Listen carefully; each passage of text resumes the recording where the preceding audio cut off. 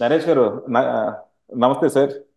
నమస్తే శ్రీకాంత్ గారు, నమస్తే. ఆ, నగేష్ గారు, అంటే మీరు విజయవాడ వాస్తవ్యులు కాబట్టి, అలాగే మీరు ఎన్నో ఏళ్ల నుంచి రాజకీయంలో ఉన్నారు, అంటే ఇండైరెక్ట్ గా రాజకీయాల్లో ఉన్నారు, డైరెక్ట్ గా జర్నలిజంలో ఉన్నారు, చాలా చూశారు కాబట్టి ఈ క్వశ్చన్ మీకు వేస్తున్నాను సార్. వంగవీటి రాధా గారు వంగవీటి రాధా గారు ఏంటంటే నిజంగా వాళ్ళ ఫాదర్ ఇచ్చిన లెగసీని ఇనీషియల్ గా అయితే ఏదో నిలబెట్టుకున్నట్టే ఉందన్నమాట. ఎందుకంటే ఆయన ఫస్ట్ టైం రాజకీయంలో రాగానే ఎమ్మెల్యే అయిపోయారు. ఆ తర్వాత అప్పటి నుంచి ఆయన నిజమైన కష్టాలు మొదలైనయేమో. రోజుకో పార్టీ, ఏ పార్టీలో నిలబడలేకపోవటం, అండ్ ఈ రోజు ఇక్కడికి వచ్చినాక ఆయనకి ఏ పార్టీ కూడా సీట్ ఇవ్వలేని పరిస్థితి. ఎందుకంటే ఆయనకంటూ ఒక కాన్స్టెన్సీ లేదు, ఆయనకంటూ ఒక ఫాలోయింగ్ లేదు. కాకపోతే ఆయనకు ఉంది ఒకే ఒకటి ఏంటంటే రంగా అనే లెగసీని. సో ఆ లెగసీని ఏ పార్టీ అది వాళ్ళ నాన్నగారిని వాడుకుంటున్నాయి కానీ ఈయన వాడుకోవట్లేదు అనమాట. కాకపోతే ఈయనకి ఎగనెస్ట్ గా స్టేట్మెంట్లు పాస్ చేయట్లే, ఎక్కడ ఓటింగ్ దెబ్బతింటుందో అని. అసలు నిజంగా మనం రాధా గారిని ఎలా చూడాలి సార్? అంత గొప్ప ఆపర్చునిటీ వస్తే దాన్ని వాడుకోలేని వాళ్ళుగా చూడాలా, లేకపోతే ఆ, అంత పెద్ద ఆపర్చునిటీ ఆ నెత్తి మీద పట్టడం వల్ల దాన్ని బేర్ చేయలేకుండా సతమం సతమతం అవుతున్నారు అనుకోవాలా? ఎలా చూడాలి అసలు దీన్ని? ఆపర్చునిటీ వస్తే సతమతం అవడమే ఉంది సార్. ఉన్న ఉమ్, ఆపర్చునిటీని వాడుకోవట్లేదు అంత ఆయన. ఉమ్, ఆయనకి వాడుకోవడం రాదు. ఆయనకి పని చేయడం అంటే బద్ధకం సార్. ఉమ్, ప్రజల్లోకి రావాలంటే చిరాకు సార్. ఉమ్, కార్యకర్తలతో మాట్లాడాలంటే ఇబ్బంది సార్. ఉమ్, వీధుల్లో తిరగాలంటే కోపం సార్. ఉమ్, ఎప్పుడు కోపపడతాడో ఎవరికి తెలియదు సార్. ఉమ్, ఎవడి మీద చిరాకు పడతాడో తెలియదు సార్. ఎందుకు చిరాకు పడతాడో తెలియదు సార్. ఇవన్నీ కూడా వంగవీటి రాధా గారికి ఉన్నటువంటి అవలక్షణం. ఉమ్. రాజకీయ నాయకుడిగా ఎదగడానికి ఏ లక్షణాలు అయితే కావాలో ఆ లక్షణం ఒక్కటి కూడా వంగవీటి రాధా గారికి లేదు. రాజకీయ నాయకుడు ఉండకూడని అవలక్షణాలన్నీ కూడా ఆయనకు ఉన్నాయి. అందువల్లే అంత గొప్ప లెగసీ. అంటే ఆ ఫాదర్ చనిపోయేసరికి నేను చిన్నపిల్లడు, 7, 8 ఇయర్స్ అనుకుంటాను. ఉమ్.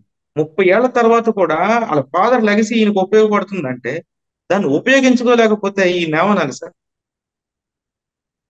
కాబట్టి ఖచ్చితంగా ఉన్న అవకాశాన్ని సద్వినియోగం చేసుకోలేకుండా రాజకీయ అసమర్థుడిగా మిగిలిపోయినటువంటి ఒక గొప్ప నాయకుడి కొడుకు వంగవీటి రాధా.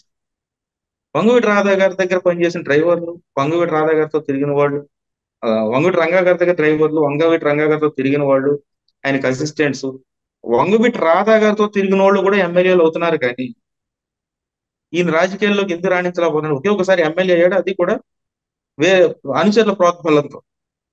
తర్వాత మళ్ళీ ఆయనకి సీట్ ఇచ్చే పరిస్థితి లేదు. ఎందుకంటే సార్ ఈయన జనంలోకి రాడు, క్యారమ్స్ ఆడుకుంటుంటాడు ఇంట్లో కూర్చొని. నేను అనుకోవటం అయితే 2009లో వేసిన రాంగ్ స్టెప్ ఏమో సార్. ఎందుకంటే 2004లో ఫస్ట్ టైం ఎమ్మెల్యే అయినట్టున్నారు ఆయన. ఆ, వై ఆ, జగన్ మన వైఎస్ఆర్ గారు ఉన్నప్పుడు కాంగ్రెస్ లో. ఆ తర్వాత ఉమ్. 2009లో ఆయన పిఆర్పిలోకి వెళ్ళి పెద్ద తప్పు చేశారేమో. అదే కాంగ్రెస్ లో కంటిన్యూ అయి ఉంటే బాగుండేదేమో అనిపించింది. అంటే నేను లోకల్ గా చూశాను కాబట్టి నేను ఒక మాట చెప్తా సార్. ఉమ్, ఆయన పార్టీతో పని లేదు నిజానికి. ఉమ్, అది బీఆర్పీ అయినా, కాంగ్రెస్ అయినా, టీడీపీ అయినా, వైసీపీ అయినా, కమ్యూనిస్టులు అయినా, ఏ పార్టీ అయినా సరే, వంగవీటి రంగ అనేది ఒక బ్రాండ్. వంగవీటి రంగ కుమారుడు రాధా అనేది ఇంకొక బ్రాండ్. ఈయన బ్రాండ్ మీద గెలవాలి తప్ప ఆ పార్టీకి ఈయన పోటీ చేస్తే ఆ పార్టీకి వచ్చే బెనిఫిట్ కన్నా ఈయన వల్ల ఆ పార్టీకి వచ్చే బెనిఫిట్ ఎక్కువ, ఆ పార్టీ వల్ల ఈయనకి వచ్చే బెనిఫిట్ కన్నా. అంత లెగసీ ఉన్నటువంటి లీడర్ గ్రామాల్లో, అదే ఊళ్ళల్లో జనంలో కలవకపోతే ఖచ్చితంగా ప్రజలు చేసేస్తారు. అలా త్యజించబడిన ప్రజల చేత విస్మరించబడినటువంటి గొప్ప నాయకుడు కుమారుడు, నాయకుడికి కావలసినటువంటి లక్షణాలు అవకాశాలు అన్ని ఉన్నా కూడా అందిపుచ్చుకోలేక ప్రజల చేత తిరస్కరించబడినటువంటి నాయకుడు వంగవీటి రాజా. ఆయన ప్రజారాజ్య పార్టీలో చేరడం వల్ల ఆయనకి ఏం నష్టం జరగలేదు. టీడీపీలోకి రావడం వల్ల నష్టం ఏమీ జరగదు. ఆయన ఏ పార్టీలో ఉన్నా ఆయన సెపరేట్ ఒక ఐడెంటిటీ ఉన్నటువంటి నాయకుడు. కానీ ఆ నాయకుడు ఏం చేయాలంటే సార్, కార్యకర్తలతో మాట్లాడాలి, అనుచరులతో మాట్లాడాలి, ప్రజల్లో తిరగాలి. ఇవేమి చేయడు సార్ ఆయన. ఇవేమి చేయకపోవడం వల్ల ఆయనకు ఒక నియోజకవర్గంలో ఒక పార్టీ నుంచి సీట్ ఇవ్వలేని పరిస్థితి వచ్చింది. ఒకప్పుడు వైఎస్ రాజశేఖర రెడ్డి గారితో ఈక్వల్ అయినటువంటి వంగవీటి రంగా కానీ బతికినట్లయితే ఆయన ముఖ్యమంత్రి పోటీలో ఉండుండేవాడు. ముఖ్యమంత్రి అవడానికి అవకాశం ఉన్నటువంటి వ్యక్తి ఆయన బతుకున్నట్లయితే వంగవీటి రంగ. మరి అలాంటి లెగసీ కలిగినటువంటి నాయకుడు కుమారుడు ఎట్లా ఉండాలి సార్? ఆ పక్కన ఉన్న దేవినేని నెహ్రూ గారి కుమారుడు చూడండి, దేవినేని అవినాష్, ఆయనే ప్రజల్లో ఉన్నారు సార్. చొచ్చుకుపోతున్నాడు. ఆయనే ఉన్నాడు సార్. ప్రజల్లో ఆయన కలిసిపోతున్నాడు. ఆయన ఒక ఆయన పార్టీ ఆయన పిలిచి సీట్ ఇచ్చింది. ఉమ్. ఆయన కూడా ఇప్పుడు ఇంకో దాకా ఎక్కడ ఎమ్మెల్యే అవ్వలేదు కదా, కనీసం ఈయన ఎమ్మెల్యే అయినా అయ్యాడు. అవినాష్ ఏమయ్యాడు ఇప్పటిదాకా? సార్ సీట్ ఇచ్చారు కదా. ఇప్పుడు ఆ, గుడివాడలో సీట్ ఇచ్చారు సార్. ఇప్పుడు ఒక సీట్ ఇచ్చి ఇచ్చేంత పరిస్థితులు క్రియేట్ చేసుకున్నాడు అంటే డబ్బులు, అవినాష్. ఆయనకి డబ్బులు ఉన్నాయి, రాధా గారి దగ్గర డబ్బులు లేవు, అది కదా ప్రాబ్లం. అసలు డబ్బులు అనేది వంగూటి రాధా గారికి లెక్కలేదు సార్.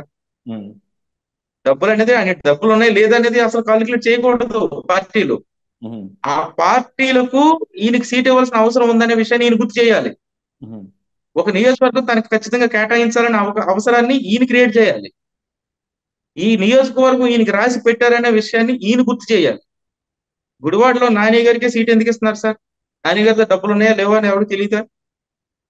డబ్బులతో సీటు ఇచ్చే సీట్లు కొన్ని ఉంటాయి సార్. డబ్బులు లేకుండా సీటు కేటాయించే అవకాశం ఉన్న నాయకులు కొంతమంది ఉంటారు. డబ్బులు ఉన్నా లేకపోయినా సీటు కేటాయించగలిగినటువంటి సమర్థత కలిగినటువంటి నాయకుడు వంగవీటి రాధన్. కానీ ఆయనకి ఎందుకు సీటు ఇవ్వట్లేదంటే జనంలో పట్టలేదు. ఎందుకంటే జనంతో ఈయన మాట్లాడు, జనం అంటే ఈయన చిరాకు, జనాన్ని చాలా దూరంగా పెడతాడు. అందువల్ల ఆబ్వియస్లీ పార్టీలు అతన్ని దూరం పెట్టాయి. అదే మరి అవినాష్ డబ్బులుంటే సీట్ ఇచ్చారు సార్. డబ్బులున్నా ఎందుకు సీట్ ఇచ్చారంటే ఆ అవసరాన్ని ఆయన క్రియేట్ చేసుకున్నాడు. వాళ్ళ ఫాదర్ ఇచ్చినటువంటి, నెహ్రూ గారు ఇచ్చినటువంటి లెగసీని అవినాష్ వాడుకొని ప్రజల్లో తిరిగి కార్యకర్తలతో ఉండి అనుచరులను కలుపుకుంటూ ఎప్పటికప్పుడు యాక్టివేట్ అవుతూ ఎప్పటికప్పుడు జనాల్లో మోటివేషన్ క్రియేట్ చేస్తూ ఎప్పటికప్పుడు ఒక వైబ్రేషన్ లో ఉంటూ తనకి సీట్ ఇవ్వాల్సినటువంటి వాక్యూమ్ ఉంది ఖచ్చితంగా అనేది అతను గుర్తు చేస్తున్నాడు పార్టీలకు, నాయకులకు, ప్రజలకు, కార్యకర్తలకు. మరి రాధా గారు ఎక్కడ ఏం చేస్తాం సార్? నెలలో ఒకసారి బయటకు వస్తాడు సార్ రాడు. అవినాష్ ఉదయం తెల్లవారు లేస్తే 5 గంటల నుంచి జనానికి అందుబాటులో ఉంటాడు. మరి రాధా గారు ఎవరితో మాట్లాడు సార్? ఎవరైనా మీడియా వాళ్ళు వెళ్ళినా చిరాకు పడితే వెళ్ళు తర్వాత మాట్లాడతానంటాడు. అంత చికాగ్గా. మరి అంత చికాకు పడే నాయకుడికి ప్రజలు అవకాశం ఎందుకు ఇస్తారు సార్? పార్టీలు ఎందుకు అవకాశం ఇస్తాయి? అంటే ఒక చక్కని అవకాశం ఉంటే దాన్ని వాడుకోకుండా వదిలేసినటువంటి నాయకుడు, లేదంటే ఒక గొప్ప నాయకుడు కుమారుడు వంగవీటి రామచంద్ర. కానీ ఇప్పుడు తెలుగుదేశం ఇన్ని ఒక స్టార్ క్యాంపెయినర్ గా వాడుకోవాలనుకుంటుంది సార్. ఎందుకంటే తెలుగుదేశం ఇన్ని ఒక అంటే కాపు సామాజిక వర్గానికి చెందిన వ్యక్తిగాను, లేకపోతే రంగా గారి కొడుకుగాను ఆయన్ని కాపు స్టేట్ మొత్తం కూడా తిప్పుదామని చూస్తుంది. సో దానివల్ల పార్టీ ఉపయోగపడుతుంది అంటారా? ఎలా చూస్తారు దీన్ని? ఉపయోగపడుతుంది సార్. ఎందుకు ఉపయోగపడదు? ఇప్పుడు టీడీపీకి అయినా ఏ పార్టీలో ఉంటే రాధా గారి అభిమానులు అందరూ ఆయన కుమారుడిగా ఆయన గౌరవిస్తారు సార్. ఉమ్.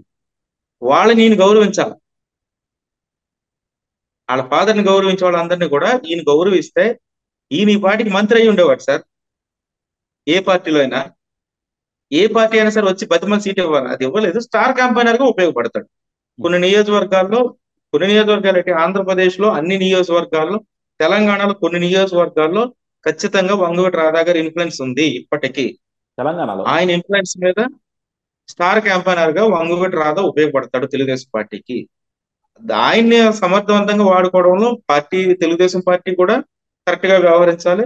ఆయన కూడా కరెక్ట్ గా తిరగగలగాలి. మరి తిరుగుతాడా లేదనేది కూడా చూడాలి. ఉమ్. ఎందుకంటే ఇప్పుడు మీరు చెప్పిన క్వాలిటీస్ అన్ని కనుక చూసుకుంటే జనాలంటే పడదు ఆయనకి. ఆ, ఎక్కువసేపు పని చేయలేరు. అండ్ అందులోనూ ఇప్పుడు ఎండలుగా ఉన్నాయి, ఈయన తిరగగలరంటారా? ఎందుకంటే పోయినసారి కూడా ఇదే చెప్పారనమాట. పోయినసారి కూడా ఈయన ఒక స్టార్ క్యాంపెయినర్ గా వాడుకుంటామన్నారు, కానీ నాకు ఎప్పుడో ఈయన గుడివాడలో ఒకసారి తిరిగింది తప్ప నాకు ఎక్కడ ఆయన తిరిగినట్టు గుర్తులేదు స్టేట్ లెవెల్లో. ఆయనకి problem sir, attitude problem. Attitude అంటే చిరాగ్గా మాట్లాడతాడు. ఉమ్. అది ఎవరైనా వెళ్తే వెళ్ళు ఓ అంటాడు. ఎవరు తీసుకుంటారు సార్ ఈ రోజుల్లో? అది ఒకప్పుడు మన అంటే ఒక 20-30 ఏళ్ల క్రితం అంటే ఉమ్. ఒక ఎమ్మెల్యే పట్టించుకోకపోయినా తిట్టినా పడేవారు సార్. ఉమ్. ఒక ఎమ్మెల్యే స్థాయిలో నాయకుడు ఎవరినైనా తిట్టినా గ్రామాల్లో కానీ, ఊళ్ళల్లో కానీ, వీధుల్లో కానీ ఏదైనా ఒక మాట అంటే పడేవాడు. ఇప్పుడు అడుక్కునేవాడు కూడా పడట్లేదు మాట. అవును. ఆహా, ఇప్పుడు మనమన్న జనాలు తిట్టచ్చేమో కానీ ఎమ్మెల్యేగా అసలు తిట్టే అంత ఛాన్స్ కూడా ఇవ్వట్ల జనాలు. అందుకే చాలా మంది జనం సార్ విసిగిపోయారు సార్ వంగవీటి రాధా యాటిట్యూడ్ వల్ల. ఓకే. ఉమ్. అక్కడ కృష్ణలంక ప్రాంతంలోనే మొత్తం తూర్పు నియోజకవర్గం వాళ్ళది పట్టున్న నియోజకవర్గం సార్. ఉమ్. ఆ నియోజకవర్గం పట్టుకెళ్ళి అలాగే టీడీపీకి అప్పగించారు. గద్దె రామ్మోహన్ గారు దాన్ని ఆక్యుపై చేసుకున్నారు. ఉమ్.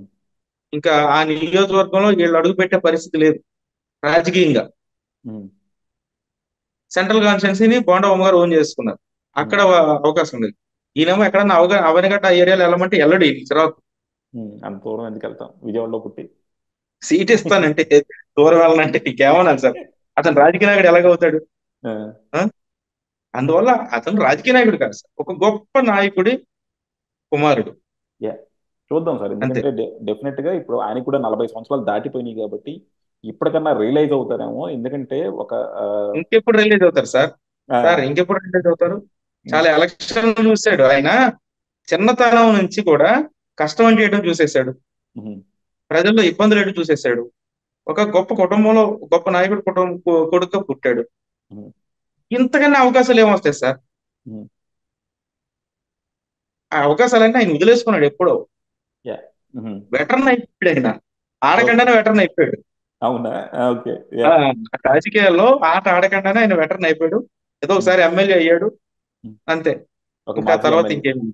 ఓకే. అంతే, మాజీ ఎమ్మెల్యే. యా, ఒకసారి అంత గొప్ప ఫ్యామిలీలో పుట్టినందుకు, అంత గొప్ప నాయకుడు కొడుకుగా పుట్టినందుకు ఈ పాట రాష్ట్ర రాజకీయాలను శాసించాలి సార్. అవును. యా, ఎందుకంటే వాళ్ళ నాన్నగారు ఎంతో చేద్దాం అనుకున్నారు, చేయలేకపోయారు. ఆ అవకాశం ఈయనకి వచ్చింది. ఈయనకి అవకాశం ఉన్నా కూడా చేయలేకపోయాడు. సో డెఫినెట్ గా రంగా గారి ఆత్మ ఎక్కడున్నా సరే ఈయన చూసి మాత్రం అంత ఆనందంగా అయితే ఉండదు అనుకుంటున్నాను నేను. బాధపడుతూ ఉంటుంది సార్, ఘోషిస్తూ అదే. ఉంటుంది. అదే. యా. థ్యాంక్ యూ అండి. Thank you sir. Okay sir, thank you.